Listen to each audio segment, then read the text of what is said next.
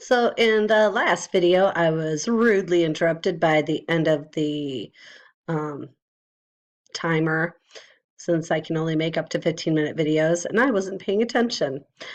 We were talking about what types of molecules get through the filtration membrane. So getting through the filtration membrane means that they have to be small enough, and typically large or very negatively charged molecules aren't going to get through, which means that these items are going to be found in urine, and these larger molecules will not. So I told you that we make a lot of filtrate every day.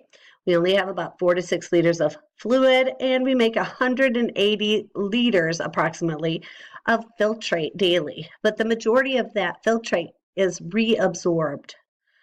If it wasn't, we would have been dead before our first day of life, which really means that there would not be humans on Earth anymore. So think of it that way, right? We're constantly filtering our fluid, getting rid of waste so that our body is not being poisoned by the toxins. The amount of filtrate we produce is going to be associated with two different pressures, which we've talked about in our cardiovascular system when we talked about the colloid osmotic pressure pulling fluids back into the blood, and the hydrostatic pressure pushing fluids out. And so we're going to look at these two pressures to determine typical filtration rate. So here we have, as fluids are moving in from the afferent arteriole, we have the colloid osmotic pressure is pulling fluids in, trying to keep fluids from leaving the blood capillaries. Hydrostatic pressure of the water or of the solvent on the capillaries pushes fluids out. And then we have a hydrostatic pressure of the capsular space that is also pushing fluids in.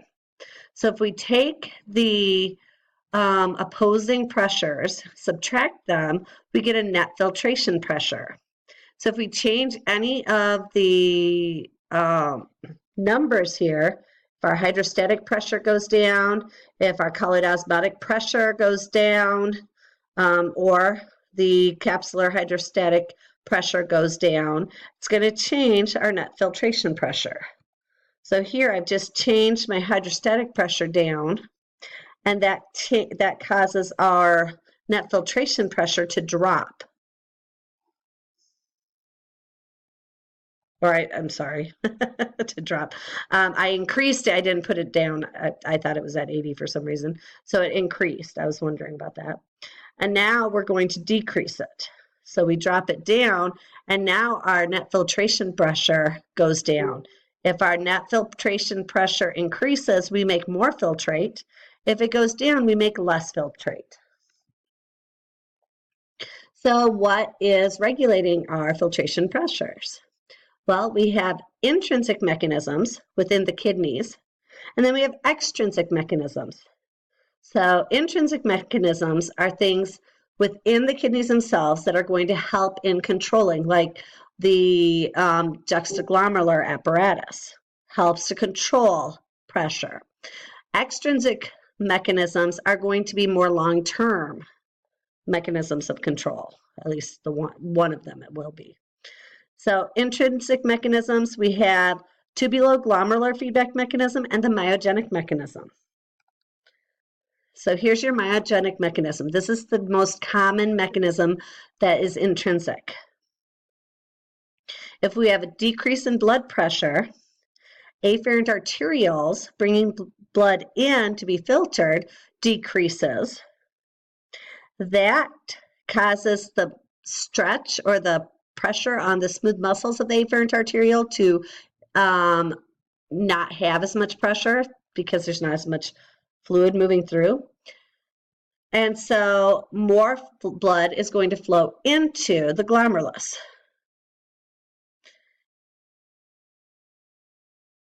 and this increases our glomerular filtration rate. If we have an increase in blood pressure, we get an increase in the stretch of the afferent arteriole.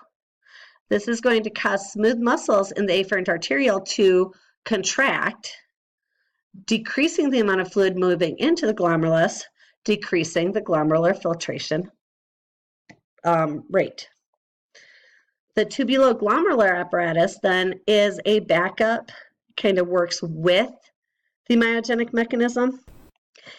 And basically what happens is as fluid moves into the glomerulus, we're going to produce more filtrate, and that means that we're going to have more tubular fluid. Within the tubular fluid, we'll have more salt be found. This will be detected by the macula densa, which is found in the distal convoluted tubule, and it stimulates, so they send chemical signals to stimulate the afferent arterioles to constrict, decreasing how fast fluid flows in, so it will decrease the glomerular filtration rate. Hello. There we go. So we also have extrinsic mechanisms. The first is your hormonal or neural, and then hormonal. Neural control is quick control, typically associated with increased sympathetic stimulation. And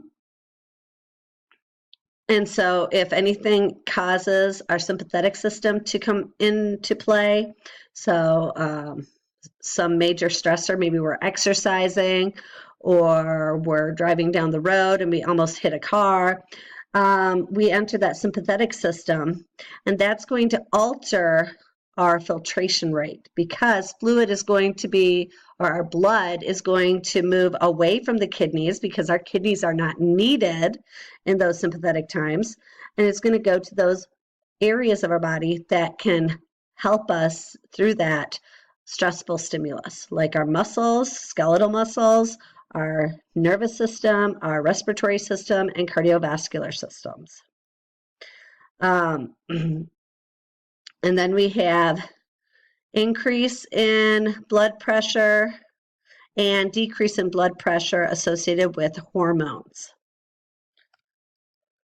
So here we have that sympathetic stimulation is going to decrease glomerular filtration rate, because we're going to alter the way our blood is flowing, moving our blood towards those organs that keep us alive during stressful situations.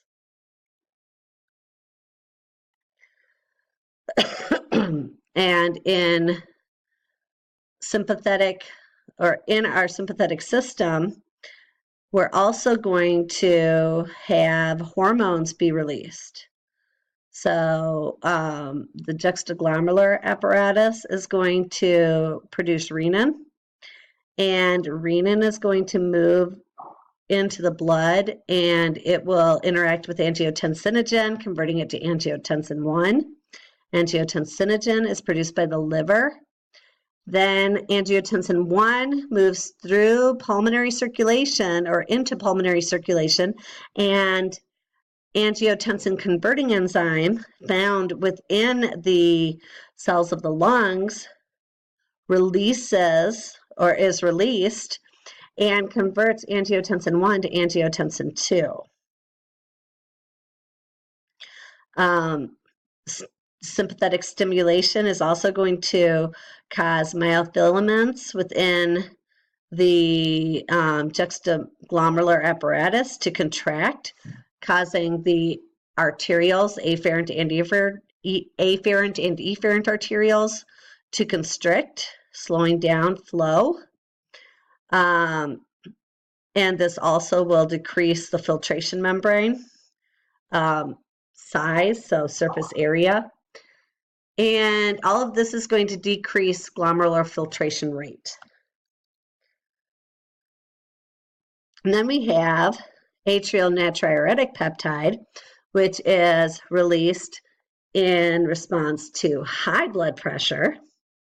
And it's going to be released from our right atrium.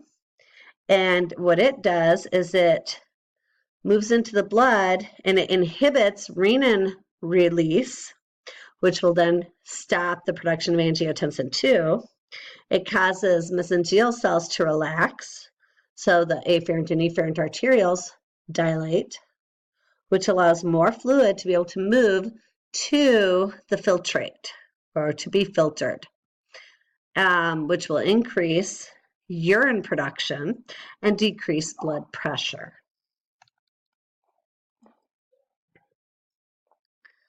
The last two processes are called tubular resorption, reabsorption, and secretion. And these occur all along the tubular region, but the majority of reabsorption and secretion occurs in the proximal convoluted tubule because of the increased microvilli, which increases surface area for absorption. There are two mechanisms for reabsorption and secretion. There's transport directly through the cell, and then there is transport between cells. So paracellular transport is between cells. Transcellular transport moves directly through the cell, through the apical, and then the basement membrane and into the blood, or out, whichever way we're going, okay?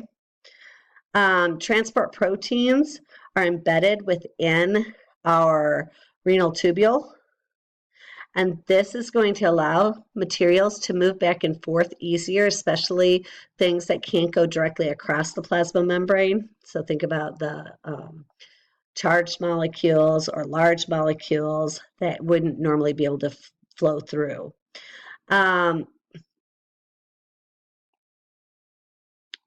Okay, that's all I was going to say there. Sorry. So here you can see both paracellular and transcellular. Paracellular transport is between cells. Things like water might flow through this way between the cells and move into the tubular fluid or into the blood, depending. Transcellular transport moves across the membrane. Small nonpolar molecules can go directly across the membrane, while polar molecules, or if they're larger, have to move through protein chamber or protein channels or pumps to get into the blood or into the tubular fluid. Glucose is reabsorbed in the proximal convoluted tubule through transcellular transport. And so glucose moves from higher to lower concentration. I'm lying, I totally said that wrong. Moves from lower to higher concentration through secondary active transport. So it's going to move along with sodium. Sodium moves down its concentration gradient, while glucose moves against its concentration gradient, and it moves then, once it's in the cell, it's going to be moved across using a glucose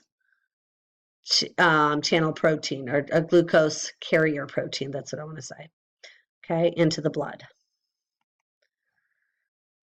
Last thing I'll talk about in this video is glucoseuria. So what this is increased glucose in the urine, which is typically associated with diabetes. So if we have a lot of glucose in our system, glucose can actually become part of the urine. And the reason for this is we have these glucose channels that can move glucose into the cell and then move across the cell using a glucose carrier pump that just carries it across, not pump, carrier, carries it across to the blood. But if we have too much glucose in the tubular fluid, glucose protein channels are only going to be allowed to move things at whatever rate they can move things. And because of that, we're only going to be able to move as much glucose as possible into the tissues. So I'm going to stop here, and then I will restart here on the next video. Bye.